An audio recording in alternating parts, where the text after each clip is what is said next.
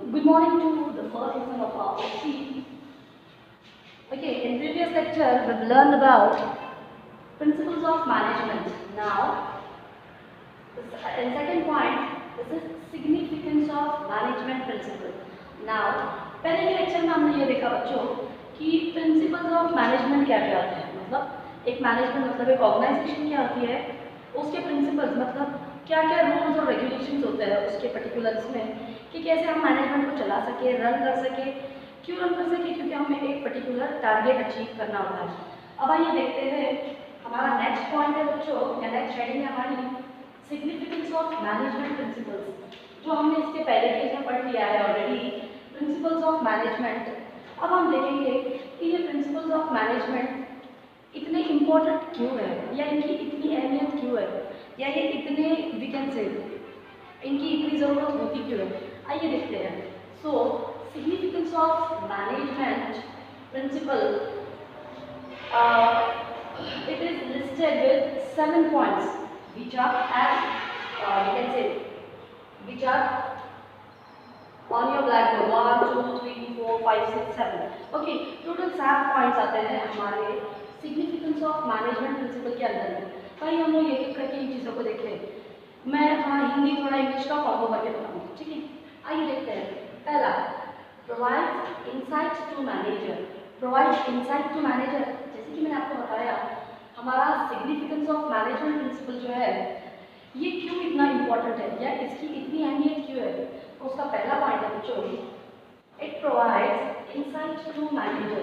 क्योंकि ये हमारा जो भी मैनेजर होता है, मैनेजर कौन होता है एक ऑर्गेनाइजेशन के अंदर। मैनेजर एक ऐसा बंदा होता है, जैसे कि उसके नाम में उसका मीनिंग छुपा है, मैनेजर। हर एक चीज़ को मैनेज करके देगा वो आपको। भाई एम्प्लॉयज़ के लिए रॉ मटेरियल मैनेज करके देगा, बाकी के जो भी दूसरे लोग हैं उनको सारा सामान इकट्ठा करके देगा, या जो भी है हर एक चीज़ को, पैसों को, रॉ मटेरियल को, मशीन्स को, हर एक चीज़ को प्रॉपर वे में मैनेज करके, हैंडल करके, संभाल के जो बंदा देगा उसे हम बोलते हैं मैनेजर। Just a minute.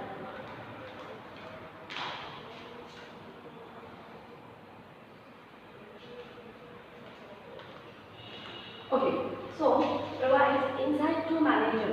अब ये जो पहला पॉइंट है हमारा, इसके अंदर है बच्चों कि ये मैनेजर को अंदर से क्या क्या चीज़ें समझा देता है, या बता देता है, या दिखाता है।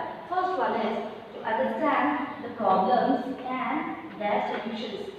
सबसे पहले तो ये मैनेजर को क्या दिखाता है, मतलब कौन, मैनेजमेंट प्रिंसिपल का सिग्निफिकेंस, कि मैनेजमेंट के प्रिंसिपल क्यों इतने ज़रूरी है आपकी ऑर्गेनाइजेशन में। लेट इट बी कि आपकी ऑर्गेनाइजेशन छोटी हो, बड़ी हो, या जैसी भी हो, उसके अंदर ये इतना इम्पोर्टेंट क्यों होता है बच्चों, या why significance of management plays a very important role in organisation. So the reason is as it provides या as it gives insight to manager. ये मैनेजर को क्या करता है, अंदर से कुछ कुछ चीज़ें बताते हैं, जैसे कि टू अंडरस्टैंड द प्रॉब्लम्स, कि एक्चुअल में आपकी ऑफिस में, आपकी ऑर्गेनाइजेशन में क्या समस्याएं चल रही है।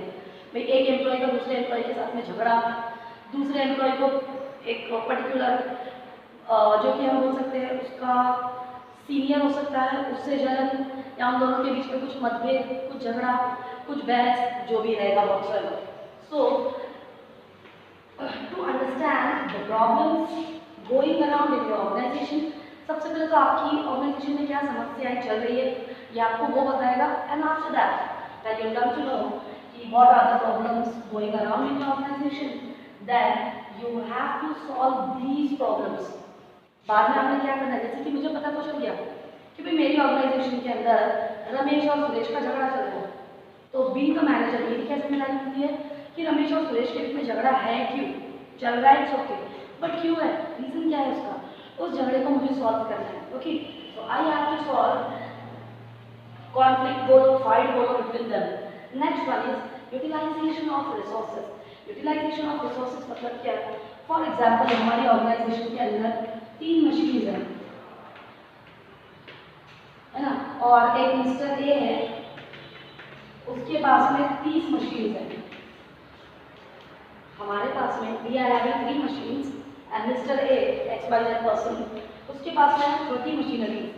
सो हमने क्या करना है, हमारी 3 मशीन्स का जो है एकदम we can say utilization of resources मतलब क्या, एकदम प्रॉपर यूज़ करना है जिससे कि हम मिस्टर ए को कंपीट कर पाए। कंपीट करना मतलब क्या, भाई मिस्टर ए अगर 1000 प्रोडक्ट्स बना पा रहा है तो ठीक है, हम 1000 नहीं बना पा रहे तो कम से कम 700 800 तो बना रहे। उस चीज़ के लिए हमने कैसे टाइम अरेंज करना है, कैसे एक शिफ्ट 2 शिफ्ट 3 शिफ्ट में हमें काम करने पड़ेंगे, शिफ्ट वाइज कैसे काम करके हम मिस्टर ए को कम्पीट कर सकते हैं। All this is known as utilization of resources. हमारे पास में 3 मशीन है तो इमीडिएटली हम 30 मशीन खरीद सकते हैं क्या, बिल्कुल नहीं। But whatever things are available with us, उन चीज़ों से हम कैसे हमारा प्रोडक्शन इंक्रीज करें या कैसे करें या कर सकते हैं, उस चीज़ पे हमने फोकस करना है। Okay, so this is utilization of resources and if utilization of resources बहुत अच्छे से हमने किया है, अगर हमने जो भी रिसोर्सेज अवेलेबल है, if we are using या if we are utilizing the same resources in proper way, in proper manner, so that easily will achieve our goal। अगर हम उस चीज़ को अच्छे से यूटिलाइज करते हैं, इस्तेमाल करते हैं तो बट ऑफ कोर्स हमें हमारा गोल मिल ही जाएगा। Move toward the next point that is helpful in efficient utilization of resources. अब जैसे कि ऊपर का पॉइंट और नीचे का पॉइंट, ये दोनों तो एक दूसरे से रिलेट कर रहे हैं। हाउ, आइए देखते हैं। अब as I told you that utilization of resources, चीज़ों का इस्तेमाल सही ढंग से करना है बट इन एफिशिएंट वे। अब एफिशिएंट क्या हो जाता है, कोई भी चीज़ को इस्तेमाल करना और अच्छे से इस्तेमाल करना है ना, एक मेजर डिफरेंस है दोनों चीज़ों में। इस्तेमाल करना, right now I am having duster in my hand, मैं इसको सिर्फ इधर यूज़ कर रही हूँ, ज़रूरत नहीं यहाँ पर उसकी कुछ दिखाई नहीं है, फिर भी मैं सिर्फ उसको यूज़ कर रही हूँ। बट ये कुछ लिखा है और उसके लिए मैं उसको यूज़ कर रही हूँ। मीन्स व्हाट गाइस, ये हुआ कि लिखे हुए को रब करने के लिए यूज़ कर रही हूँ, that is proper utilization of resources. Means we can say proper बोलो या efficient बोलो, efficient utilization of resources means what, to use your resources means to use your available resources whenever it is required या whenever it is needed। जहाँ कहीं उसकी ज़रूरत है या जब उसकी ज़रूरत है तभी उसे इस्तेमाल कीजिए, अगर नहीं है तो उसे छोड़ दीजिए। आइए देखते हैं। Now resources are divided into 2 segments या 2 parts। First one is physical resources, another one is human resources। Now resources are of 2 types। First one is physical and another one is human। So physical resources are again divided in 3 sections। First one is material, means raw material, then machines and money। money मतलब पैसा। तो आइए देखते हैं resources की जो हम अभी बात कर रहे थे कि रिसोर्सेज को बहुत अच्छे से इस्तेमाल कर रहे हैं, तो एक्चुअल में रिसोर्सेज होती क्या है, आइए देखते हैं। रिसोर्सेज होती है बच्चों 2 टाइप की, एक होती है फिजिकल, एक होती है ह्यूमन। फिजिकल मतलब क्या, जहाँ पे बात आ जाती है रॉ मटीरियल मतलब कि आपका कच्चा माल, दूसरी आ जाती है मशीन जिनकी वजह से आपको कच्चे माल को मशीन में डालोगे, और एक हो जाता है आपका मनी, कोई पैसे लगेंगे उसके अंदर, लाइट लगेगी, ये लगेगा, जो भी एक्सपाइजर सामान के लिए लगेगा पैसे। ये तीनों चीज़ों को हम मिलाकर बोल सकते हैं बच्चों फिजिकल रिसोर्सेज। अब हमारे पास में रॉ मटेरियल आ गया, मशीन्स आ गए और बहुत सारे पैसे भी हैं, पर एम्प्लॉयज ही नहीं है। हमारी ऑर्गेनाइजेशन काम करेगी, बिल्कुल नहीं करेगी, है ना। If I have raw material, machines and money with me to run these machines या to we can say assemble and to arrange to utilize this raw material, I need या I require या I want manpower, जिसे हम दूसरी language में employ भी बोल सकते हैं। इन मशीनों को चलाने के लिए, इस मटेरियल को क्या बोलते हैं, कच्चे माल को फिनिश प्रोडक्ट्स में कन्वर्ट करने के लिए, है ना, to convert raw material into finish goods, I need manpower या in other words will say employees. इन लोगों की हमें ज़रूरत पड़ती है, तो ये हो जाते हैं मेरे रिसोर्सेज, फिजिकल और human resources. Move toward the next one that is scientific decision. Scientific decision मतलब क्या, अब आप लोग सोचोगे हम तो कॉमर्स में पढ़ रहे हैं, अब यहाँ पे साइंटिफिक डिसीजन कहाँ से आ गए, तो देखते हैं। साइंटिफिक डिसीजन मतलब बच्चों साइंस नहीं, इसका मतलब हो जाता है साइंटिफिक मतलब क्या, प्रॉपर वे में, है ना, मतलब एकदम सिस्टमैटिक, बहुत ही अच्छी तरह से, in a proper way, in a balanced way. So scientific decision means what, principle of management helps you in making or taking systematic or balanced decision. Principles of management helps you in making or taking systematic या balanced decision for the betterment of your business. भाई principle of management आपको किस चीज़ में मदद करता है या किस चीज़ में आपकी कैसे हेल्प करता है, तो वो आपकी हेल्प करता है बच्चों कि आप आपके बिजनेस के लिए अच्छा डिसीजन ले सकें। और अच्छा डिसीजन का मतलब क्या होता है, यहाँ पे नाम दिया गया उसको साइंटिफिक डिसीजन। साइंटिफिक डिसीजन मतलब क्या है कि आप उस डिसीजन को सिस्टमैटिक वे में ले सकें।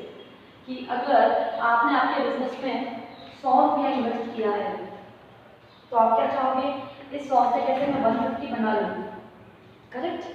If you are investing 100 rupees in your business, so your aim and your target is how to convert these 100 rupees into 150. आपका टारगेट ये नहीं होगा कि मैंने अगर 100 रुपये इन्वेस्ट किए हैं तो मैं कैसे उसके 15,000 कर दूँ। This is not your target, okay? तो in a systematic way.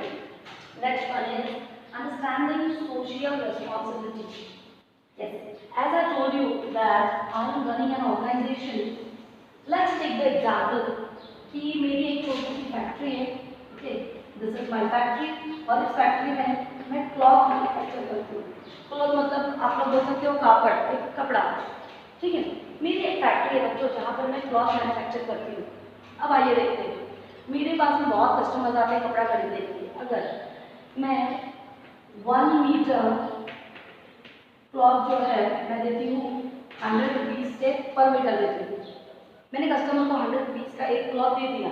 अब वो जो 1 मीटर क्लॉथ मैंने बंदे को सेल किया हुआ है वो 100 रुपये के हिसाब से होना चाहिए। Means if I am selling a cloth 1 metre cloth for ₹100, तो एक 100 रुपये का अगर मैं क्लॉथ बेचती हूँ मार्केट में तो उस पर्टिकुलर चीज़ के अंदर 100 रुपये की क्वालिटी होनी चाहिए बच्चों। क्वालिटी होनी चाहिए मतलब कि अगर मार्केट में जाने के बाद एक छोटू सा रुमाल था बहुत ही गंदा सा, आपको कोई 100 रुपये में दे रहा है तो आप क्या बोलोगे, 100 रुपये का लग रहा है क्या, बोलोगे? कौन बोलोगे? से सोशल रिस्पॉन्सिबिलिटी मतलब क्या कि being the owner of a factory, एक फैक्ट्री की मालकिन होने के बावजूद भी सोसाइटी के प्रति मेरी कुछ जिम्मेदारियाँ बनती हैं। सोसाइटी मतलब क्या, जो मेरे कस्टमर हैं जो मुझसे चीज़ें खरीदने वाले हैं और तो उनके प्रति मेरी कुछ जिम्मेदारियाँ बनती हैं। आइए वो जिम्मेदारियाँ क्या होती है कि अगर मैं कोई चीज़ 100 रुपये की बेच रही हूँ तो उसमें 100 रुपये की क्वालिटी भी होनी चाहिए या वो चीज़ 100 रुपये के हिसाब से होनी चाहिए।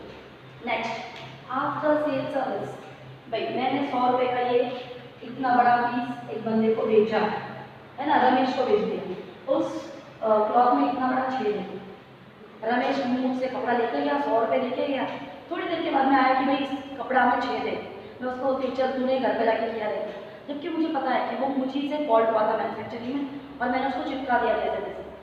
अब इस कपड़े में जो छेद है, अगर मैं रमेश को बोलूँगी कि चल वो तेरी वजह से हुआ था, तू लेकर चला जा, रमेश वो क्लॉथ लेकर तो चला जाएगा, है ना, जबकि मैंने उसको चेंज नहीं करके दिया, रमेश उस क्लॉथ को लेकर चला जाएगा, लेकिन अगली बार रमेश मुझसे कभी कपड़ा खरीदेगा नहीं कि भाई ये डिफेक्टिव कपड़ा देती है और चेंज भी करके नहीं देती है। सेकेंड है ना, अदर हैंड साइड, रमेश ने मुझसे 100 रुपये का कपड़ा ले लिया, इसमें छेद है, रमेश 2 घंटे के 3 घंटे के बाद या अगले दिन मुझे आके वो देता है कि सी yesterday I purchased that piece of cloth from you, और उसके अंदर इधर एक छोटू सा होल है या छेद है, तो आप मुझे ये चेंज करके दीजिए। फिर मैं रमेश को ये कपड़ा जो है वो चेंज करके दे देती हूँ या मैं उसको बोलती हूँ इसके बदले में मुझे 10 रुपये 20 रुपये कम करके दे दी। फिर रमेश क्या बोलेगा, नहीं उनका कपड़े में थोड़ा सा फॉल्ट था, डिफेक्ट था, बंदी ने मुझे तुरंत चेंज करके दिया। What is these guys, these are my responsibilities towards my customers, यहाँ कंज्यूमर्स, कि मैं मेरे कस्टमर्स को क्वालिटी की चीज़ें दूँ, मतलब जितने पैसे चार्ज कर रही हूँ उस हिसाब से वो चीज़ होनी चाहिए। नेक्स्ट, उनको अगर उस पर्टिकुलर चीज़ में कुछ डिफेक्ट है कुछ तो मैं उनको आफ्टर सेल सर्विस भी प्रोवाइड करूँ। आगे बढ़ते हैं, it encourages research and development. It encourages research and development मतलब क्या, जैसे कि In previous point, I've discussed about that Ramesh purchase one piece of cloth from me और उसके अंदर छेद था। रमेश ने एक पीस कपड़ा का मुझसे खरीदी किया और उसके अंदर एक छेद था। अब इस कपड़े में ये छेद क्यों हुआ? ये तो मैन्युफैक्चरिंग डिफेक्ट था। अब अगला पॉइंट है बच्चों हमारा रिसर्च एंड डेवलपमेंट। तो रिसर्च और डेवलपमेंट के अंदर मैं क्या सोचूंगी कि भाई ये छेद कपड़े में हुआ था, तो what are the reasons of this hole? ये होल बनने के लिए रीजंस क्या क्या थे बच्चों? उन रीजंस को मैं क्या करूँगी? इम्प्रूव करूँगी। जिस भी वजह से वो छेद हुआ रहेगा उन पर्टिकुलर रीजंस को मैं इम्प्रूव करूँगी और बिजनेस के कुछ नए ट्रेंड्स, कुछ नई टेक्निक्स लेकर आऊँगी जिससे मुझे ये नुकसान बेयर करना नहीं पड़ेगा, मुझे ये नुकसान झेलना नहीं पड़ेगा कि भाई कपड़ा इसने लेके गया रिटर्न, उसने लेकर गया return. And helps to coordinate and control. The next point is helps to coordinate and control. आइए देखते हैं कि सबसे पहले मैं किस चीज़ पे कंट्रोल करूँगी? Raw material. भाई क्लॉथ बनाने के लिए अगर मुझे 1 मीटर क्लॉथ बनाने के लिए मुझे लगते हैं 100 थ्रेड, फॉर एग्जाम्पल 100 थ्रेड्स मुझे लगते हैं, तो मैं कैसे उस पर्टिकुलर चीज़ को कम करूँ? भाई किसी से एडवाइस ले लूँ, किसी से सलाह ले लूँ, किसी से मशवरा ले लूँ है ना, by taking the advice of others. मैं कैसे 1 मीटर कपड़े को 100 के बदले में 90 थ्रेड्स में बना लूँ, 80 थ्रेड्स में बना लूँ, 75 थ्रेड्स में बना लूँ? क्यों हो जाएगा मेरा control on my raw material? क्यों हो गया मेरा रॉ मटीरियल पे कंट्रोल? Next vestiges. आइए देखते हैं वेस्टेजेस का क्या पॉइंट होगा। पहले मैं बना रही थी 1 मीटर कपड़ा 100 थ्रेड से, 100 थ्रेड से मैं 1 मीटर कपड़ा बना रही थी। अब मैं 75 थ्रेड से 1 मीटर कपड़ा बना रही हूँ, मतलब 25 थ्रेड्स मेरी बेवकूफ़ी की वजह से वेस्ट हो रहे थे। आया समझ में? Means just because of my we can say nonsenseness मैं 25 थ्रेड एक्स्ट्रा यूज़ कर रही थी, या जिसकी इन शॉर्ट बर्बादी ही हो रही थी, मेरा रॉ मटेरियल एक्स्ट्रा जा रहा था, इन शॉर्ट मेरी बर्बादी हो रही थी। अब एम्प्लॉइज, ये सब मुझे कब पता चला कि 1 मीटर कपड़ा बनाने के लिए 100 थ्रेड का इस्तेमाल होता है, तो उसको कम करना चाहिए। भाई दूसरे लोगों के तो 75 कर दे, मेरे इतने क्यों लगे? ये मुझे कब पता चल गया बच्चों? ये मुझे पता चल गया जब मैंने अपने एम्प्लॉयज से कोऑर्डिनेट किया। कोऑर्डिनेट मतलब क्या? बातचीत, इंटरेक्शन। जब मैंने अपने एम्प्लॉयज से बातचीत की कि भाई ये चीज़ ऐसी, ये चीज़ ऐसी, then I come to know कि मुझे इस चीज़ पे कंट्रोल करना चाहिए। The last point is develops objective approach. Objective मतलब क्या? Objective is nothing but your goal. If you क्या बोलते हैं, अगर आपको easily you come to know कि what are the problems